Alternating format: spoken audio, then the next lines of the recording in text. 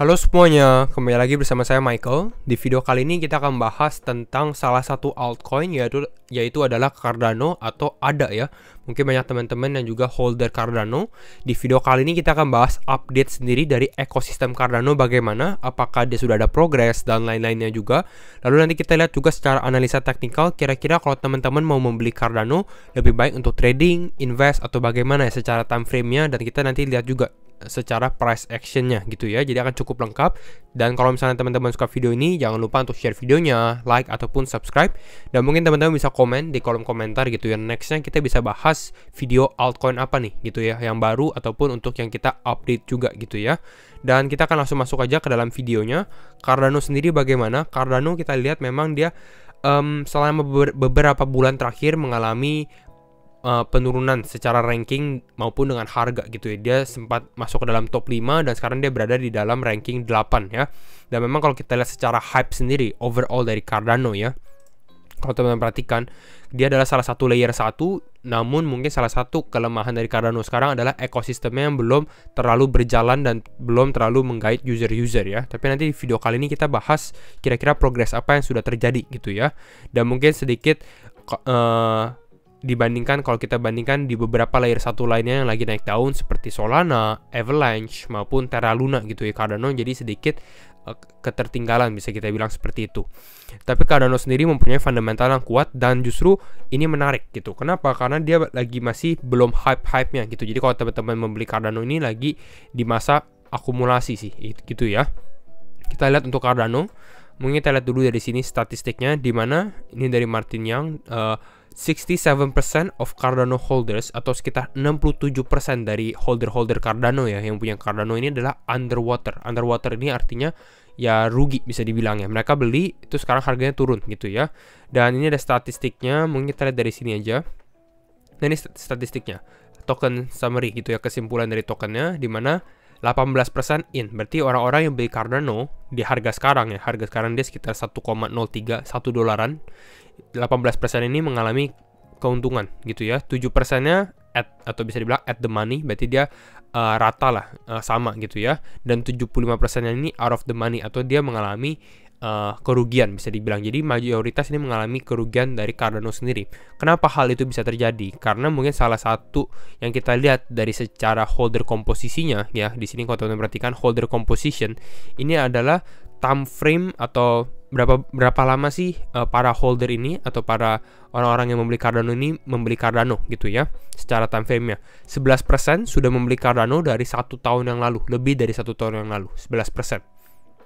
76% ini baru beli Cardano 1-12 bulan yang lalu gitu. Jadi belum sampai 1 tahun. Nah, ini 76% tersebut ini yang justru mengalami sedikit kerugian gitu. 76%, di sini 75% juga mengalami kerugian gitu ya. Ini secara statistiknya. Nah, itu yang kita lihat dari Cardano.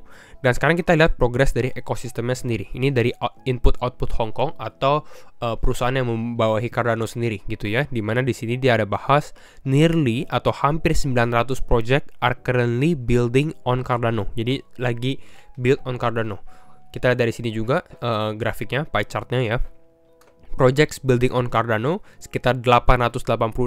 Tapi satu hal yang menurut saya cukup menarik di sini, yaitu apa? Yaitu kalau teman-teman perhatikan, hampir setengah dari 886 ini adalah NFT collection. Jadi mungkin kita bisa mempertanyakan apakah Cardano ini akan lebih fokus terhadap NFT gitu ya dibandingkan mungkin dengan decentralized finance ataupun apa. Karena kita perhatikan sendiri hampir setengahnya bisa dibilang ini adalah NFT collection sendiri. Dan kalau mungkin kita bahas tentang NFT akan banyak saingan juga mungkin dari Ethereum maupun juga dari Solana gitu ya, dari layer 1 chain yang lainnya. Jadi itu secara progresnya. Tapi kalau kita lihat secara mungkin total value lock, jadi ini lebih ada relasi terhadap decentralized finance juga gitu ya. Secara berapa banyak sih aset-aset yang dikunci gitu ya di dalam ekosistem Cardano. Karena dia adalah layer 1 ya. Kita bisa perhatikan Cardano kalau dibandingkan dengan saingannya seperti Avalanche, Solana, mungkin tadi kita bahas Terra Luna gitu ya, Terra. Mungkin kalau secara total value lock dia masih cukup kurang gitu ya. Karena di sini Cardano sendiri dia masih di ranking sekitar 28. Mungkin salah satu penjelasannya ya karena mungkin kalau kita perhatikan dari sini sendiri lebih banyak terfokuskan terhadap di NFT-nya sendiri, NFT collection-nya gitu ya.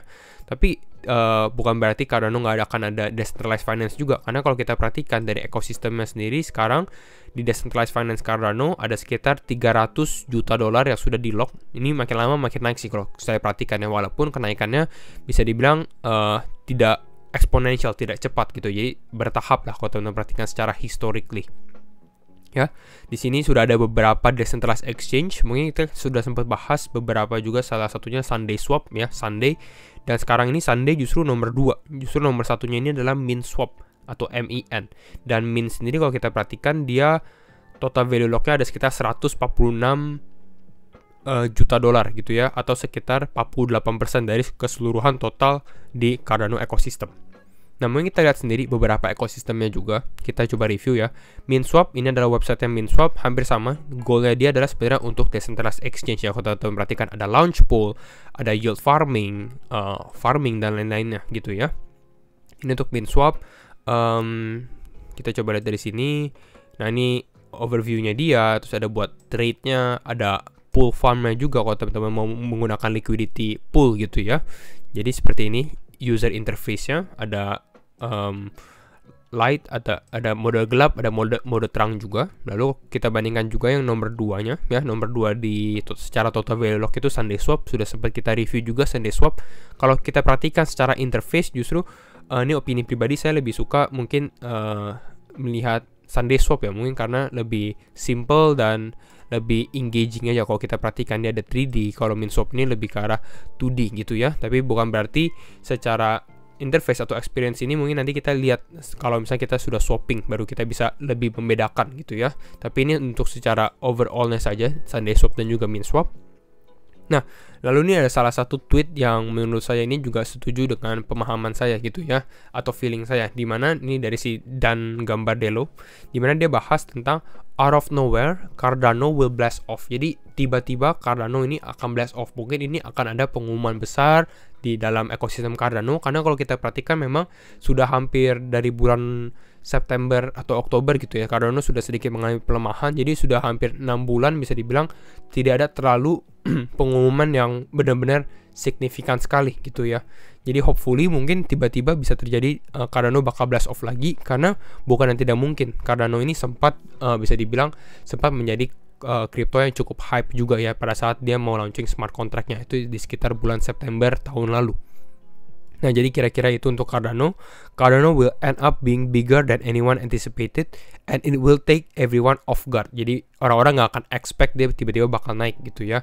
Dan memang kalau kita perhatikan mungkin di quarter 2 ini bisa terjadi juga ya. Quarter 2 artinya di bulan April, Mei ataupun di bulan Juni juga. Kenapa? Karena kalau kita perhatikan juga salah satu contohnya Choti ya. Choti sendiri adalah bisa dibilang ekosistem Cardano juga, dan dia ini bertanggung jawab terhadap stablecoin-nya Cardano, yaitu adalah JAT gitu ya. Dan kalau teman-teman perhatikan di roadmap-nya Choti, JAT ini akan launching di JAT mainnet ya, akan launching di quarter 2. Lalu dia ada JAT liquidity bootstrap, ada JAT implementation. Jadi akan cukup berfokus di dalam quarter 2 sendiri. Dan stablecoin ini teman-teman tahu, apalagi dengan adanya hype di Terra Luna dengan UST-nya, stablecoin ini orang-orang melihat stablecoin ini menjadi bagian penting terhadap suatu ekosistem juga. Jadi ini yang bisa kita lihatkan gitu ya. 2021 atau 2021 was a groundbreaking year for Choti, and we expect 2022 to be even bigger, akan lebih besar lagi di 2022 kalau secara progresnya. Jadi ini akan cukup menarik juga. Dia sempat ada launching partnership juga. Ini tadi kita bahas MinSwap, dan sekarang MinSwap ini sudah partnership, atau JAT ini sudah partnership dengan MinSwap juga ya, JAT powered by Choti. Lalu kita lihat juga Refuto juga. Ini Refuto sendiri adalah salah satu perusahaan fintech startup juga ya dengan decentralized finance, dan dia juga sudah partnership dengan JAT. Jadi kira-kira itu yang bisa kita lihat dari update-nya ekosistem Cardano. Dan kita akan bahas sedikit juga tentang teknikalnya. Nah, kalau kita lihat secara teknikal, memang bisa dibilang Cardano ini belum mengalami penguatan yang signifikan ya. Oh, by the way, saya harus disclaimer on juga, karena teman-teman kembali lagi harus do your own research, dan keputusan tetap di tangan teman-teman ya. Kalau kita perhatikan, Cardano ini bisa dibilang belum break dari trendline downtrendnya dia nih, mulai dari awal September ya. Kita bisa perhatikan di sini, walaupun sempat beberapa altcoin lainnya ini dalam beberapa hari terakhir sempat breakout gitu ya, tapi Cardano ini bisa dibilang masih ke dalam ada rejection lagi ya. Dia masih bisa dibilang di dalam downtrend ini. Nah, kalau untuk level belinya, Cardano sendiri ini mungkin lebih untuk teman-teman yang secara time frame ini lebih panjang gitu ya, mungkin untuk investasi ataupun swing trade juga. Karena kalau kita tadi bahas secara hype-nya sendiri, Cardano ini belum terlalu banyak hype-nya gitu. Jadi masih dalam proses akumulasi juga. Dan sebenarnya kalau untuk secara harga sendiri, di level berapa sih bisa membeli Cardano ya? Kalau untuk sekarang, kita sudah sempat bahas di mana level $1 ya mungkin sekitar 14 ribuan rupiah ya. $1 ini menjadi level yang cukup bagus untuk teman-teman akumulasi. Kenapa? Karena kalau kita perhatikan dari tahun 2021 khususnya ya, kita lihat di berapa kali Cardano ini testing di level $1 tersebut. Ya, di level $1 berapa kali dia menjadi level support untuk Cardano sendiri. Nah, itu yang bisa kita perhatikan. Lalu sekarang ini juga dia sempat testing di tahun 2022, sempat testing lagi di sini, dan sekarang ini lagi berada di level supportnya juga di sekitar $1. Apakah $1 ini bisa bertahan? Nah, kalau pertanyaan seperti itu, kita harus lihat keadaan Bitcoin gitu ya. Mungkin Bitcoin masih ada potensi untuk mengalami pelemahan, dan kalau misalnya Bitcoin mengalami pelemahan, kemungkinan besar Cardano ini mungkin bisa breakdown di level $1. Nah, kalau terjadi breakdown bagaimana? Ini beberapa video yang lalu tentang Cardano sempat kita mention juga, di mana ada potensi Cardano ini ke $0,81. Kenapa saya bisa bahas di sini? Karena kalau teman-teman perhatikan pada saat dia naik ini, dia sempat mengalami retest dulu nih 2 kali di sini, gitu ya, mengalami retest di sini. Jadi bisa dibilang ini menjadi level support berikutnya lah setelah $1. Dan ternyata memang kalau kita perhatikan, kita zoom out lagi di bulan Februari awal Maret, ini Cardano sempat turun dan memang tes di area 0,81. Jadi bisa dibilang ini pas sih di bottomnya gitu ya. Jadi kalau teman-teman misalnya beli di sini untuk Cardano, ya secara tidak langsung sekarang sudah untung mungkin sekitar 30%, atau bahkan kalau ditradingkan bisa sampai 56% juga ya pada saat kita kalau misalnya beli di bottom. Ini di area 11.500 dan 11.800 rupiah kalau teman-teman bertanya rupiahnya berapa gitu ya. Dan ya kembali lagi, support atau resisten tersebut ini kembali lagi adalah sebuah area. Jadi bukan ada suatu harga yang fix gitu. Jadi lebih ke arah area. Makanya ini saya kasihnya area range gitu ya. Dan mungkin masih ada potensi sebenarnya untuk dia kalau misalnya Bitcoin breakdown, Cardano bisa tes ke level 13.250 ini juga bukan sesuatu yang mustahil juga. Atau di kotak yang warna biru ini nih, kalau teman-teman perhatikan ya. Mungkin kita kasih warna ya, kotak yang warna biru ini. Mungkin kita lihat kenapa kotak warna biru ini bisa dibilang menjadi support selanjutnya. Karena kalau kita lihat secara garis ya, kalau kita perhatikan di kotak warna biru ini, sebelumnya ini dia sempat testing juga, ini di bulan Januari gitu ya. Lalu kalau kita zoom out lagi di sini, sempat juga dia testing di tanggal 15 April ya, di bulan April tahun lalu 2021. Jadi bisa dibilang mungkin ini di sekitar level mana ya, kita kasih lihat di sini ya, di sekitar level 0,91 0,92 sen ya untuk Cardano sendiri. Jadi ini levelnya cukup bagus juga untuk teman-teman akumulasi.